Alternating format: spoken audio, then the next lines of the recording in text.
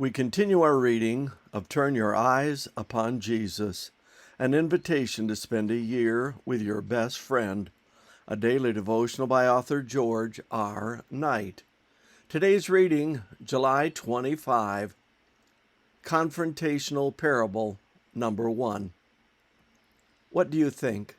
A man had 2 sons, and he came to the first and said, "Son, go, work today in my vineyard." He answered and said, "I will not." But afterward he regretted it and went.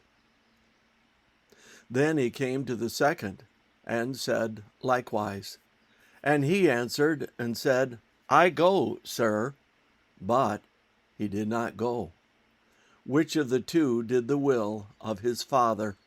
Matthew 21:28-31.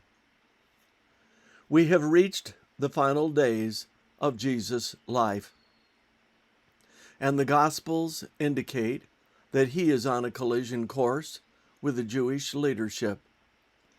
First came the triumphal entry, then the cleansing of the temple, and finally the argument over his authority.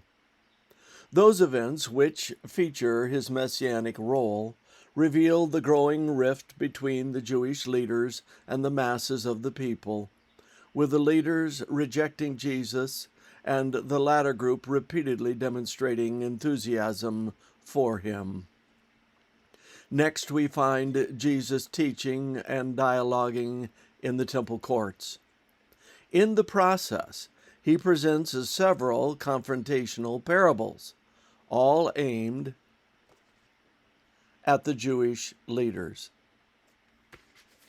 The initial parable is that of a father, God, and 2 sons.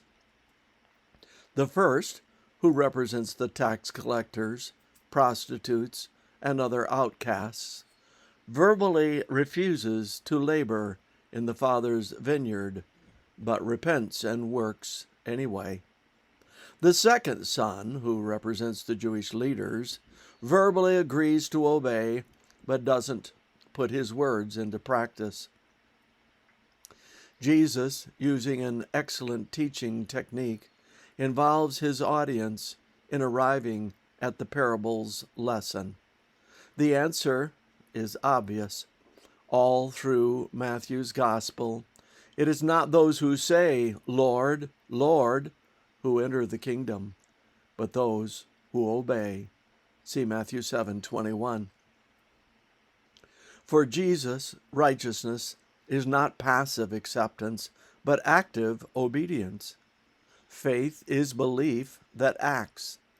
That is not salvation by works, but rather the fact that love to God and other people flows naturally from the heart of a person who has met Jesus. Thus, his words stand against the so-called gospel of emotional revivalism that looks for mere verbal acceptance rather than a transformed life.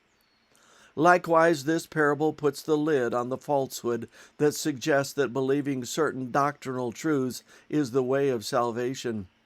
And again, the parable strikes at the heart of those forms of Christian assurance that tend to equate salvation with accepting Jesus at the point of justification.